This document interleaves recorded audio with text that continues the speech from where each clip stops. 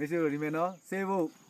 ရိုးနီလေးတွေနော်ဒီမဲ့ဘယ်လောက်လှလဲဗလားဒီမဲ့ကျွန်တော်တို့ခူးနေတဲ့ပုံစံလေးပေါ့နော်ဒါကျွန်တော်တို့ဘလို့ခူးရလဲဆိုပြီးတော့ခဏခဏ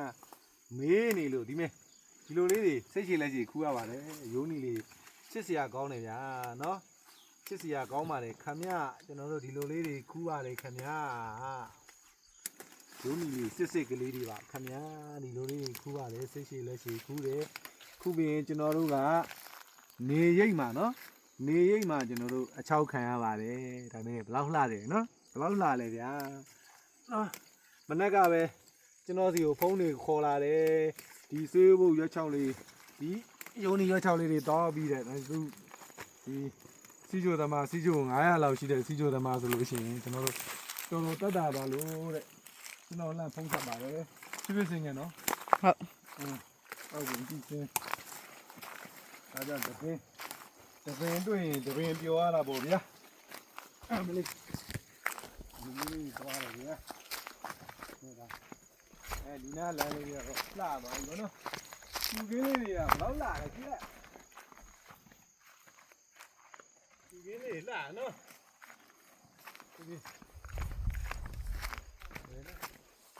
ဒီနားတိတ်မရှိဘူးနော်အောင်နေဆက်ဆင်းရှာကြည့်လိုက်မယ်နော်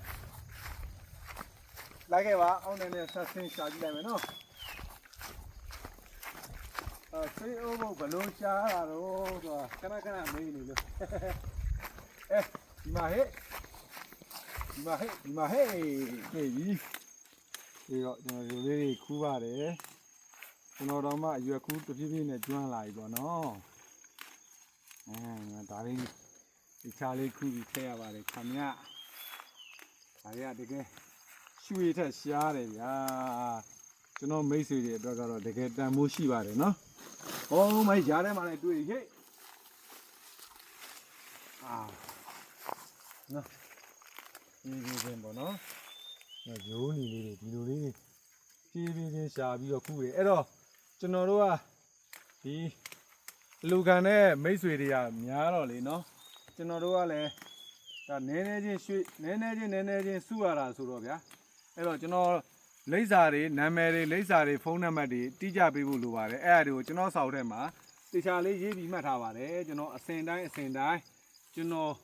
လှူပေးနေပါတယ်မိတ်ဆွေတို့နော်အဲ့တော့အဲ့ဒါလေးကိုလည်းကျွန်တော်ကိုတီးခံပြီးတော့စောင့်ပေးပါအောင်ကျွန်တော်တို့နေနေလဲဒါရသလောက်ပေါ့ဗျာဒီရဲ့နည်းနည်းရသလောက်ကျွန်တော်ဖွက်ရှာစုပြီးတော့မှ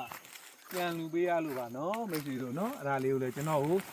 တီးခံပြီးတော့နားလည်ပေးပါလိပ်စာတွေပေးမယ်ဆိုလို့ရှိရင်လည်းတိတိကျကျလေးပေးပြပါလို့နော်ဒါလေးလည်းလှတယ်ဗျာရင်းနာဒီကောင်ကတော့ရွက်သိမ့်မဖားဘူးပေါ့နော်ရွက်သိမ့်မဖားသေးဘူးပေါ့ရွက်ဖားပါကြီးတွေခူးလိုက်ရမှာအရသာရှိတာဗျာနော်ဒါသိမ့်မဖားဘူးနော်ကဲဒီနားမှာတမျိုးဝင်ပြီကဲ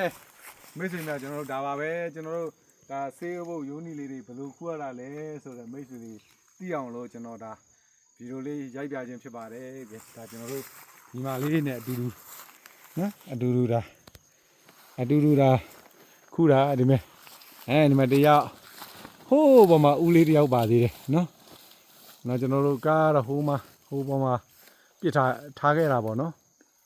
ဒါမိတ်ဆွေတို့ခဏမေးနေလို့ပါနော်ရှူခင်းရလဲကြည့်လိုက်အောင်ဒီမှာထင်းရှူးနှံ့နေတယ်နော်မွေးမှာကဲမိတ်ဆွေများအားလုံးကိုကျမ်းမာလို့စိတ်ချမ်းသာကြပါသည်